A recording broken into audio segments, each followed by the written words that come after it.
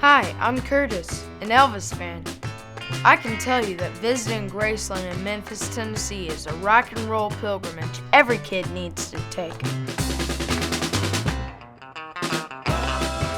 We don't have time for me to show you around the whole house, but let's check out a couple of the rooms inside.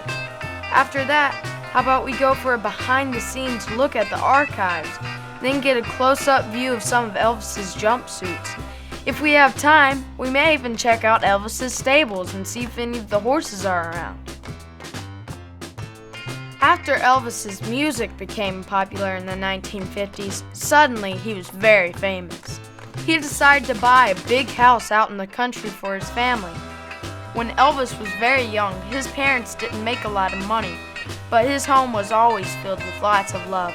He wanted to provide something special for his mom, dad, grandmother, and other members of his family. In the spring of 1957, at age 22, Elvis purchased Graceland and 14 acres that surrounded the home. Graceland was built in 1939 and was a well-known mansion for people in the Memphis area. It was named after the owner's Aunt Grace. It was a beautiful home, and Elvis's family was very excited to move in. Let's step inside and take a look at Graceland. At the foot of the staircase is a picture of Elvis when he was a young man. If you look close enough, you'll see his hair was really dark blonde. In later years, Elvis would dye it black for movies and then kept it that way for his concert years. Right off the foyer to the right is the living room. Nowadays, guests don't actually walk around the room, but if you could, you would want to be careful since the carpet is all white. That sofa is 15 feet long. At the far end of the living room are stained glass windows that feature peacocks. These weren't the first peacocks at Graceland. In the 50s, Elvis had real peacocks, but they kept pecking at their reflection in the hubcaps of his famous cars, so he sent them away to live on a farm. On the other side of the stained glass windows is Elvis's piano. The piano was one of the best places to be at Graceland.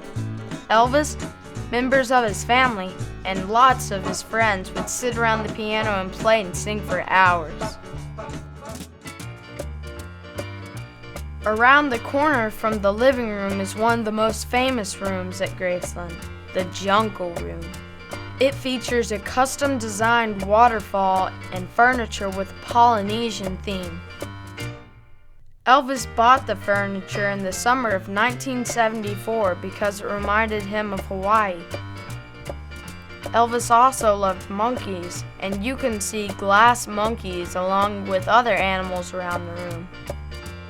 The green shag carpet on the floor and the ceiling not only helped give this room its name, it also made it a great place for Elvis to record a couple of albums. That circular chair you see at the end of the room is so large that the glass window had to be removed in order to get it into the house. When Elvis's daughter Lisa Marie was little, she would take her naps in that chair. It was also a good spot for watching Saturday morning cartoons on the big TV that was later set up in the Jungle Room. Ever wonder who takes care of all these great artifacts so Elvis fans can enjoy them for years to come? Graceland has a huge archive of things that belong to Elvis and his family. The people who take care of that also take care of the items in the house.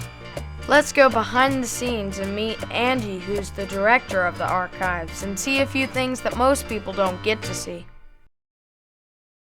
Where our Graceland guests do not get a chance to visit while they're here, but this is your chance to get a behind-the-scenes look at what's in our collection. Here in the building we have everything from wardrobe to documents, photographs, as well as Elvis's personal film collection. It's all stored in a temperature-controlled environment where we can preserve the items for generations to come. An example of some of the things that we have here in the building are here in this first drawer.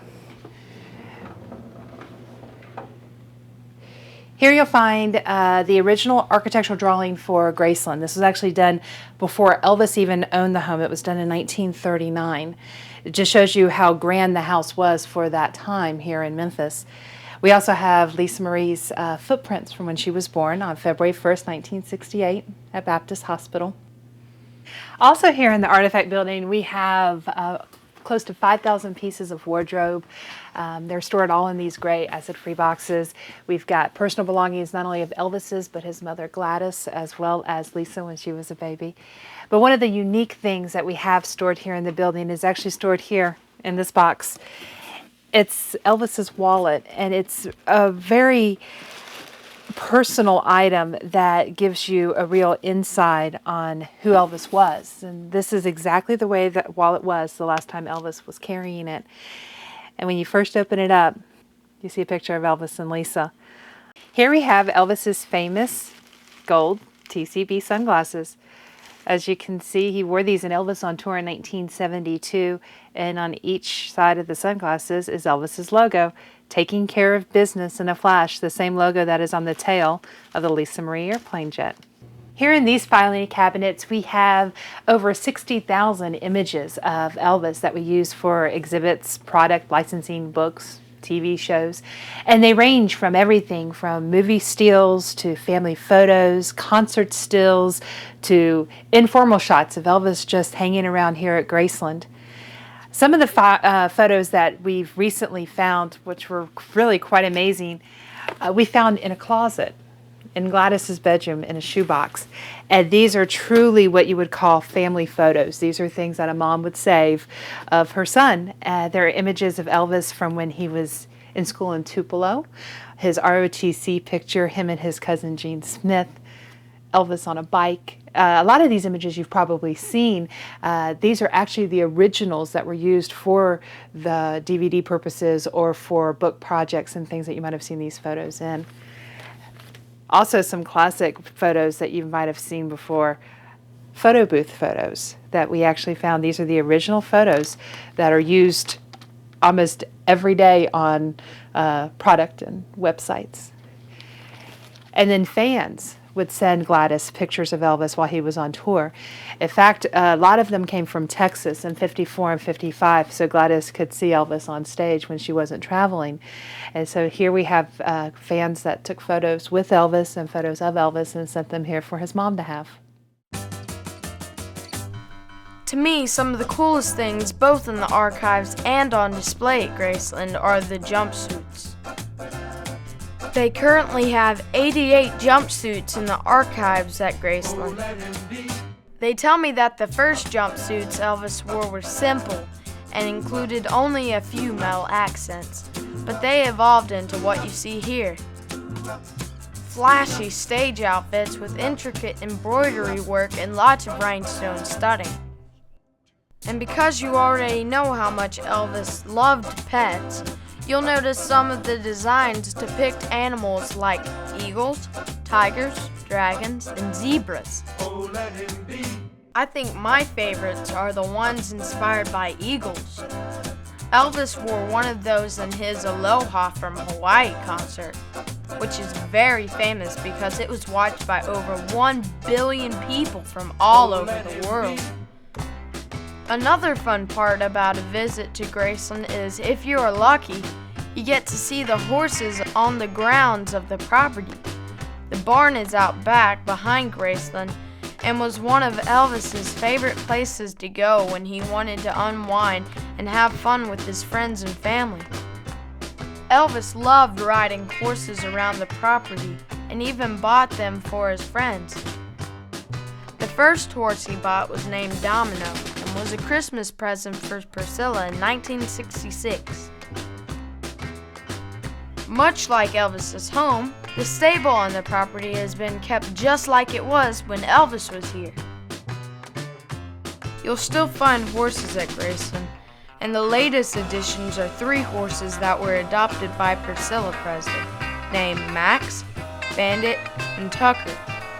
All 3 are rescue horses, one from Maine and the other 2 from Tennessee. As you can see, a visit to Graceland is a great way to find out more about Elvis, and we've just scratched the surface of all there is to see and do.